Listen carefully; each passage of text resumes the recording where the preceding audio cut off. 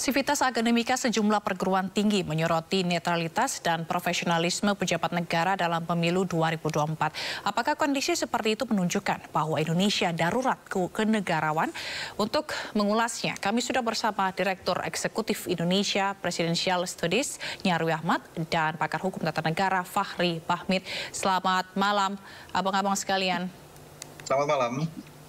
Kita ke, maksud kami selamat sore, Kita ke Bang Nyarwi dulu, Bang Nyarwi. Pesan apa yang disampaikan oleh Sivitas Akademika UGM ini menurut Bang Nyarwi? Ya, saya kira nggak hanya UGM ya. Hari ini kita dengar juga dari UII ya. Sivitas Akademika UII bahkan dibacakan oleh rektor UII ya. Saya kira itu dan petisi yang UII itu malah tentang temanya itu soal Indonesia darurat kenegarawanan ya, jadi lebih tajam dan lebih spesifik ya. Tapi hampir sama dengan yang kemarin ya. Saya kira ketika misalnya pemilu itu diharapkan ya seorang presiden itu netral, tidak berpihak, menjadi negarawan. Nah, oleh banyak orang kemudian dipandang tidak memiliki itu semua.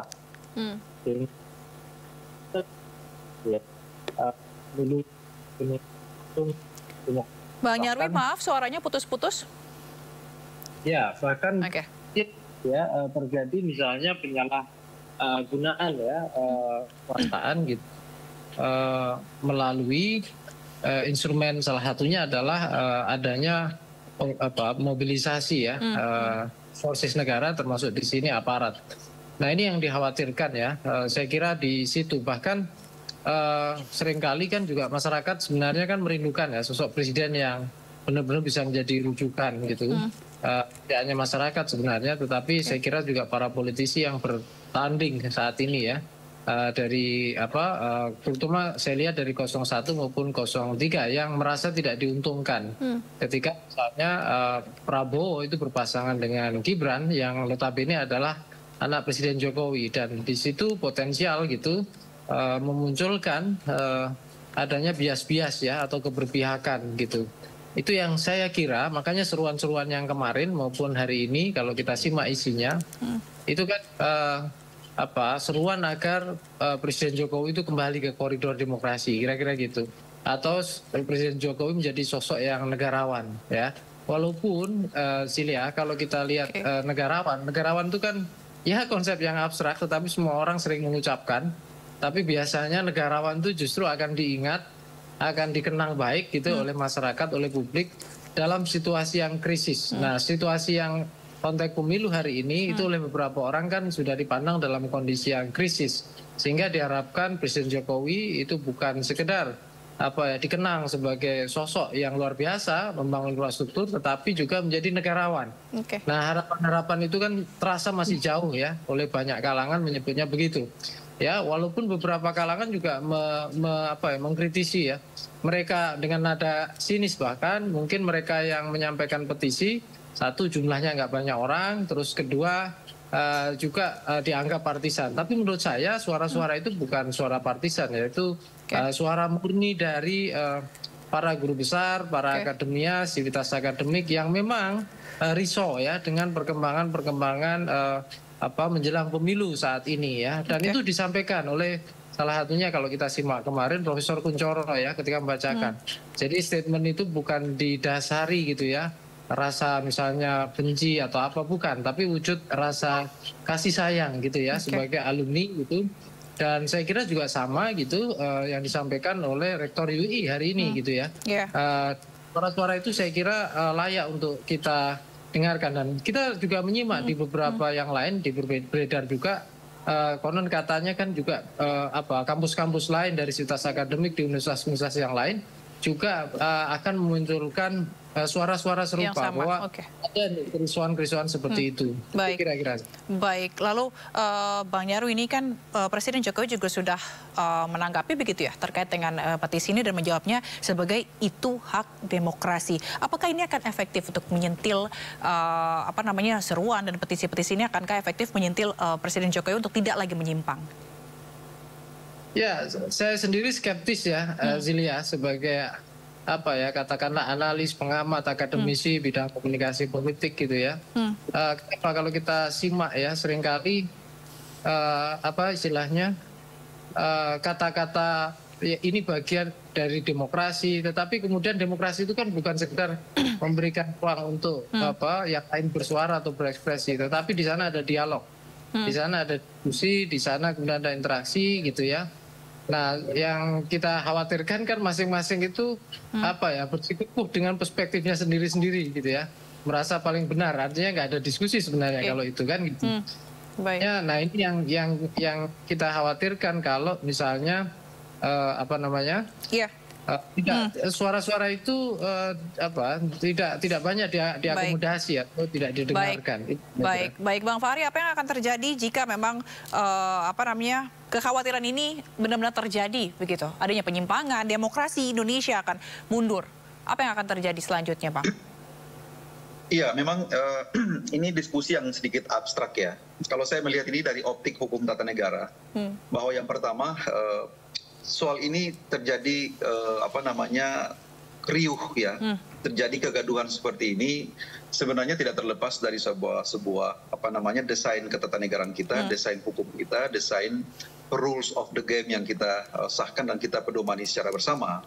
Saya mau katakan seperti ini, misalnya hari ini ribut-ribut tentang kenapa harus presiden berkampanye, kenapa harus menteri cawe-cawe, kenapa harus menteri berkampanye jadi tim sukses dan segala macam. Saya mau katakan bahwa itu merupakan resultante dari satu produk peraturan perundang-undangan yang mensahkan itu, yang membolehkannya itu. Jadi kita akhirnya apa namanya rules yang sudah kita buat, perangkat perundang-undangan yang sudah kita buat sedemikian rupa, satu ketika nanti dia akan berjalan, ya, dia akan berjalan diperhadapkan dengan sebuah momentum yang barangkali mungkin tidak simetris, tidak presisi dengan kepentingan pihak-pihak tertentu, maka itu menjadi ribut. Tapi kalau hari ini mungkin bisa terbalik, kalau andaikan presiden di posisi salah satu pasangan lain misalkan, saya kira mungkin tidak serius ini, mungkin juga tidak segempar ini kira-kira. Nah itu yang saya katakan begini, jadi sebenarnya kita kembali dulu kepada bagaimana kita membangun cita dasar kita, membangun orientasi kita dalam bernegara seperti apa. Kita memulainya dari mana? Nah, hari ini misalnya saya katakan begini, Undang-Undang Pemilu membolehkan presiden untuk berkampanye. Undang-Undang Pemilu memberikan pijakan dan polisi, kebijakan kepada presiden, menteri, pejabat negara lainnya, pejabat pemerintahan daerah untuk berkampanye. Di sisi yang lain, ya, ada kelompok masyarakat yang memperdebatkan dari aspek etik. Saya katakan begini, kalau kita mau kembali kepada perdebatan filsafat tentang kenapa norma itu dilahirkan, idealnya harus perdebatan etik yang seperti itu harus hadir, harus muncul pada saat norma itu dipositifiskan dalam undang-undang. Ketika norma itu dipositifkan dalam bentuk norma. Nah kan kira-kira seperti itu. Jangan kalau nanti sudah menjadi norma, sudah menjadi pedoman, sudah menjadi apalagi namanya pijakan untuk semua pihak, semua entitas menggunakan hak itu secara paripurna, lalu orang mempersoalkan untuk ini tidak etik, ini etik dan seterusnya dan seterusnya. Itu repot. Makanya saya katakan dari perspektif ini etik yang mana yang mau dipakai? Etik ini melahirkan hukum. Ya seperti yang kita ketahui bahwa lapisan etik itu dia itu di atas hukum dan itu yang menjadi spektrum lahirnya norma. Nah mestinya perdebatannya di sana, perdebatan filsafatnya di sana. Nah kira-kira seperti itu. Jangan nanti kalau sudah menjadi norma, sudah menjadi aturan, sudah menjadi hukum, lalu pada akhirnya di ujungnya nanti kita mempersoalkan lagi bahwa ini tidak etik dan etik. Nah yang kedua saya mau katakan seperti ini. Jadi bicara masalah norma perangkat etik itu begini kira-kira. Yang pertama, dalam rangka untuk menciptakan kaidah dan norma hukum itu sendiri, itu peranan penting, peranan yang sangat elementer daripada sebuah perangkat etik. Yang kedua, undang-undang sendiri mendelegasikan untuk pengaturan etik lebih lanjut diatur dengan peraturan perundang-undangan lain. Saya kasih contoh misalnya kode etik kedokteran. Kode etik kedokteran itu selain etik yang sudah melahirkan norma hukum berupa undang-undang kedokteran, di dalamnya juga itu ada ketentuan operatif untuk diatur dengan perangkat kode etik. Misalnya bagaimana menangani pasien, bagaimana menangani kira-kira seperti itu dan selanjutnya, maupun organisasi profesional yang lain seperti advokat. Advokat juga seperti itu. Jadi etik itu melahirkan undang-undang advokat juga itu memerintahkan untuk mendelegasikan lebih lanjut bagaimana agar perangkat-perangkat etik dipositifkan kembali dalam kode etik misalnya. Nah kira-kira seperti itu. Nah kalau dalam soal seperti ini mengenai pejabat negara harus bertindak etik dan tidak etik, ini menjadi soal karena di satu sisi dia menggunakan hak konstitusionalnya, menggunakan hak hukumnya yang dibuat oleh anggota DPR itu, di sisi yang lain diperhadapkan dengan cibiran-cibiran masyarakat ataupun dari berbagai perspektif akademisi dan seterusnya. Ini menjadi soal yang kadang-kadang saya anggap tidak akan berkesudahan. Kita kembali kepada bagaimana rumusan norma itu dilahirkan. Berarti harus diperjelas mengenai kode etik dan juga apakah maksud Anda itu berarti aturan atau norma-norma mengenai aturan soal presiden boleh kampanye, menteri-menteri juga itu harus diubah? Iya, jadi kan gini cerita, kan kita punya pilihan-pilihan sistem. Saya semalam diundang di ILC, saya katakan bahwa konsekuensi dari kita memilih sistem presidensial, yaitu berkonsekuensi kepada seorang kepala negara selaku head of state, itu akan menggunakan hak hukumnya untuk berkampanye. Sama seperti negara-negara lain, negara-negara demokrasi yang lain, negara-negara modern yang lain. Yang kedua, konsekuensi bahwa itu telah dipositifkan dalam undang-undang, maka tentunya seluruh adresat hukum, seluruh subjek hukum yang diperintahkan oleh undang-undang itu akan menggunakan haknya. Misalnya di situ pasal 281, presiden berhak untuk berkampanye. Nah, kalau bahasa hukumnya seperti itu, mau kita artikan seperti apa? Bahwa presiden tidak boleh kampanye karena tidak etis. Itu menjadi sesuatu yang sangat konyol. Itu menjadi sesuatu yang sangat debatable tentunya. Nah, saya katakan begitu. Jadi kalau andaikan kita hari ini mau konsisten dengan menerapkan sistem seperti ini, maka harus ada konsekuensi-konsekuensi. Makanya dalam rumusan kita sebagai konsekuensi dari sistem presidensial, bahwa presiden itu di dalam tubuhnya itu terdapat dua kapasitas, sebagai chief of executive maupun sebagai head of state, maka di dalamnya itu berkelindan dua kepentingan tadi, sebagai kepala negara sekaligus sebagai kepala pemerintahan. Baik. Bang Nyarwi, ini kan memang keprihatinan atau kekhawatiran ini memang sudah mendalam begitu ya, banyak yang kritis terhadap kekhawatiran di mana demokrasi Indonesia akan mundur. Mungkinkah ini tidak akan terjadi jika anak presiden yang tidak mencalonkan diri? Atau presiden tidak ikut campur begitu? Ya, sebenarnya sebelum ke sana ya, Zilia, saya mau nyambung sedikit dari tadi Bang Fahri ya. Kita itu, saya setuju bahwa ketika regulasi itu kemudian dikodifikasikan, itu kemudian ada konsekuensinya. Tetapi walaupun kita menganut sistem presidensial ya, sebenarnya yang paling mendasar, kita banyak kelemahan sekali itu di regulasi-regulasi kita juga. Dulu kan dikhawatirkan ya, ketika sistem presidensial dalam parlemen, dalam partai politik yang sistem partai yang sekarang ekstrem multi partai atau banyak partai, itu presiden itu menjadi lame duck ya. Jadi dia tidak gesit ya, kira-kira gitu. Karena apa? Berhadapan dengan banyak partai dia tidak bisa bekerja. Tetapi faktanya di Indonesia gitu kemudian membiarkan kekuasaan presiden itu luar biasa. Ya, ada peluang di mana presiden itu bahkan menjadi ketua dari para ketua-ketua umum partai misalnya begitu, karena masuk di jabatan kementerian misalnya begitu, itu kemudian menjadi luar biasa powerful. Ini juga dari bandul khawatir legislatif heavy masuk ke luar saya, power presidensial heavy-nya itu luar biasa. Nah, dilema yang ada kalau kita lihat ya, undang-undang yang mengatur itu kan hanya beberapa, undang-undang Kementerian Negara ya, undang-undang Dewan Pertimbangan Presiden, kita belum ada itu undang-undang yang mengatur kepresidenan ya, sehingga misalnya bagaimana sih sebenarnya akuntabilitas kinerja presiden itu benar-benar terjadi berdasarkan sumpah dan janjinya di dalam undang-undang dasar. Sehingga ketika misalnya termasuk ya ada beberapa hal ya Zilia, bukan hanya kampanye dalam konteks elektoral, ada kampanye permanen.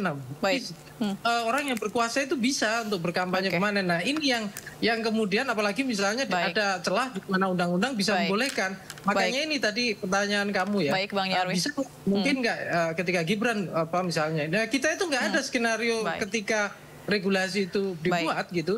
Undang-undang pemilu itu membayangkan bahwa presiden itu istilahnya bekerja untuk katakanlah orang yang mungkin saja gitu secara tidak langsung didukungnya seperti itu. Baik, sayang sekali durasi kita terbatas. Jadi intinya adalah perlu pertegas mengenai aturan ini ya. Baik, terima kasih Direktur Eksekutif Indonesia Presidential Studies Nyarwi Ahmad dan pakar hukum tata negara Fahri Bahmid telah bergabung di Sindo Sore. Salam sehat selalu abang-abang, sampai jumpa. Terima kasih. Terima kasih Mas.